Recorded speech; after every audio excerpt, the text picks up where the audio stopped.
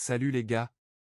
Je suis un Angolais de 36 ans qui vit à New York, aux États-Unis d'Amérique, depuis 5 ans. J'ai 3 enfants, 2 garçons de 15 et 6 ans et une fille de 12 ans, qui vivent avec leur mère, ma femme, à Luanda. J'ai organisé le voyage de ma femme et de mes enfants afin qu'ils puissent me rejoindre. Tout était prêt, il ne restait plus qu'un contrôle de routine, qui consistait à faire un test ADN sur les enfants. Ce n'était pas un problème pour moi car je n'avais aucun doute sur mes enfants.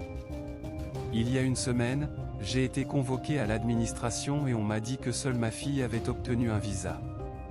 Quand j'ai demandé pourquoi, ils m'ont expliqué que des tests ADN avaient révélé que les 2 garçons n'étaient pas mes enfants biologiques et que je devais comparaître devant la justice pour escroquerie, faux et usage de faux. L'épouse n'a pas non plus droit à un visa car elle est considérée comme complice de l'escroquerie. J'y serai dans 2 semaines, mais c'est le moindre de mes soucis car je me sens complètement impuissant. Quelle a été l'erreur que j'ai commise en aimant une femme?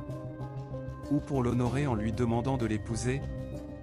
Ou se sentir comme l'homme le plus heureux du monde de l'avoir vue tomber enceinte sans aucune raison de se douter de quoi que ce soit?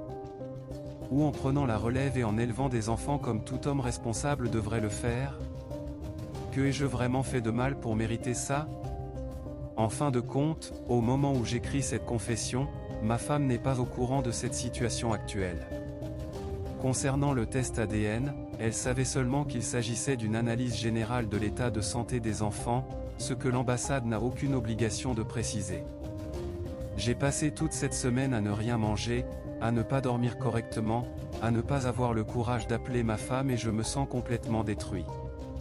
Je ne veux raconter cette histoire à personne que je connais, car c'est une grande honte pour un homme comme moi. J'ai besoin de vos conseils et de vos avis. Merci de m'avoir écouté.